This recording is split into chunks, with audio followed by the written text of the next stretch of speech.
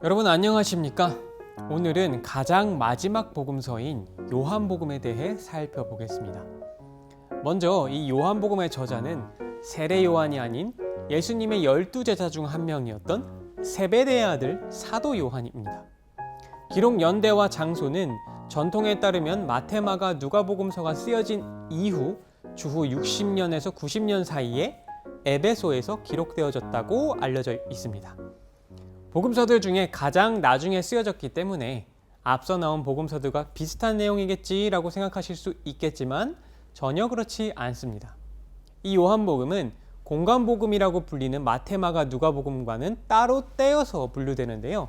그 이유는 우리가 앞서 읽었던 그 마태, 마가, 누가복음은 강조점은 조금씩 다르지만 공통된 기록이 많고 또 관점 또한 거의 비슷하기 때문에 공관복음이라고 불리지만 우리가 지금부터 읽게 될 이 요한복음은 내용이나 기사의 배열들이 공관복음서들과는 다소 차이가 나기 때문입니다.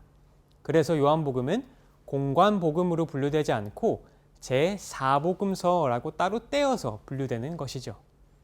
자, 그렇다면 과연 이 요한복음과 공관복음은 어떤 차이점을 가지고 있으며 또 요한복음만의 주제와 목적, 그리고 그것들이 우리에게 주는 메시지는 무엇이 있을지 지금부터 조금 더 자세히 살펴보겠습니다. 먼저 살펴볼 것은 이 공관복음서들과 요한복음의 차이점입니다. 찾아보면 많은 것들이 있겠지만 가장 대표적인 세 가지만 살펴보고 넘어가겠습니다. 첫 번째로 다른 공관복음서들이 예수님의 공생의 흐름에 따라 연대순으로 기록하려고 노력했던 것과는 달리 요한복음은 주제별로 책의 흐름을 이어나가고 있습니다. 두 번째로 다른 공관복음서들이 예수님의 갈릴리 사역에 중점을 둔 반면 요한복음은 유대 사역에 집중하고 있습니다. 마지막 세 번째로 요한복음은 공관복음서와는 달리 비유를 통한 가르침에 대한 기록은 없으며 우화를 통한 가르침만을 기록하고 있습니다. 자, 그렇다면 요한복음의 저자인 요한이 이 먼저 쓰여진 다른 공관복음서들과 이와 같이 차이점을 둔 이유는 무엇일까요? 그것은 이 요한이 요한복음을 기록한 목적과 연관이 되어 있는데요. 바로 성육신하신 하나님의 아들 예수 그리스도의 신성을 증명하고 그것을 독자들로 하여금 믿게 하여 구원을 받게 하려 함입니다. 이러한 목적은 요한복음의 주제이기도 한데요. 이 요한은 이것을 강조하기 위해 이와 같은 예수님께서 자신을 표현하신 7가지의 I am 스테이트먼트를 기록하기도 하였습니다. 그리고 성경 좀 읽으신 분들은 누구나 다 아시는 바로 그 구절. 여기 나오고 있죠? 하나님이 세상을 이처럼 사랑하사 독생자를 주셨으니 이는 그를 믿는 자마다 멸망하지 않고 영생을 얻게 하려 하심이라. 아멘. 바로 이 3장 16절 말씀을 통해 요한복음의 주제를 잘 나타내주고 있습니다. 그리고 사실 이 요한복음의 이러한 주제는 요한복음뿐만 아니라 성경 전체의 주제라고 해도 과언이 아닌데요. 그래서 요한복음은 이 성경 안에서 신학적으로도 중요한 의미를 가지고 있는 책입니다. 요한은 이 중요한 주제를 5부로 나누어 요한복음 안에 녹여내고 있는데요. 그 내용이 무엇인지 지금부터 간단하게 살펴보겠습니다. 1부에서 요한은 먼저 예수님의 근본을 소개하고 있는데요.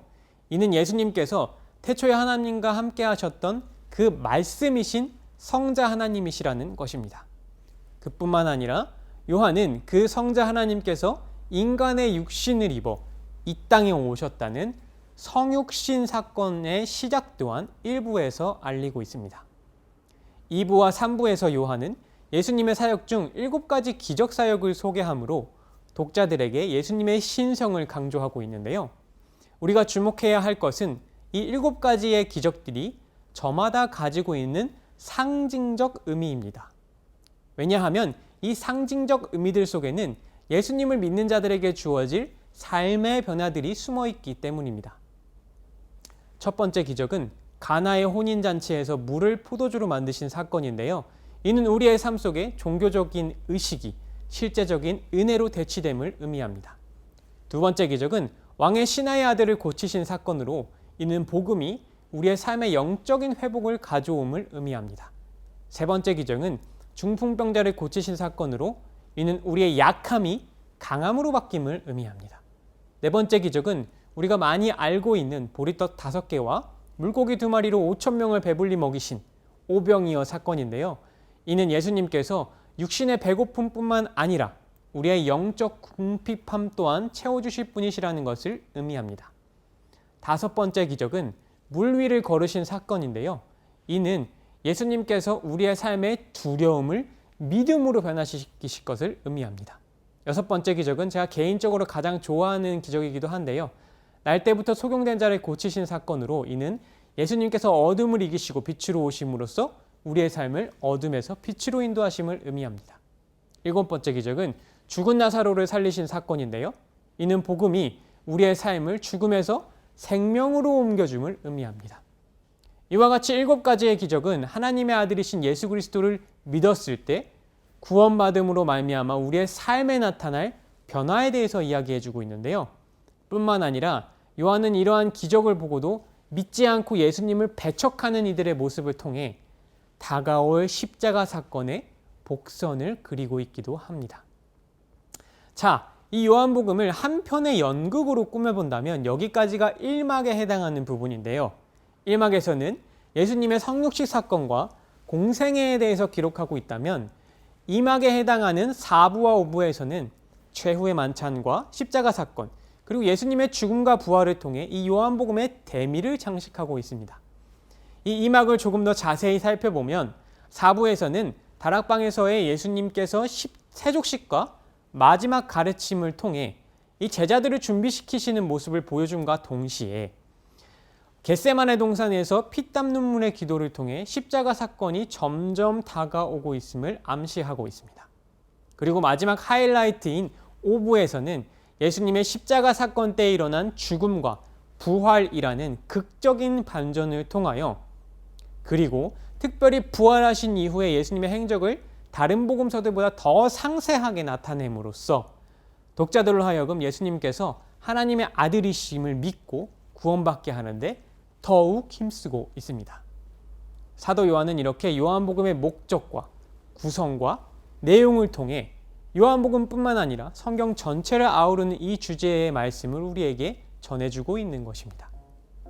우리가 앞으로 이 요한복음을 읽어 나아갈 때 사도 요한의 이 메시지를 통해 예수님께서 하나님의 아들이시고 그 하나님의 아들이신 예수님께서 우리의 죄를 위하여 십자가에 달려 죽으시고 다시 부활하셨음을 머리로뿐만 아니라 이 마음으로 믿고 그 예수님을 나의 구주로 영접하겠다는 그 귀한 결단이 세워지는 시간 되시길 바라며 이 시간 마무리하겠습니다. 감사합니다.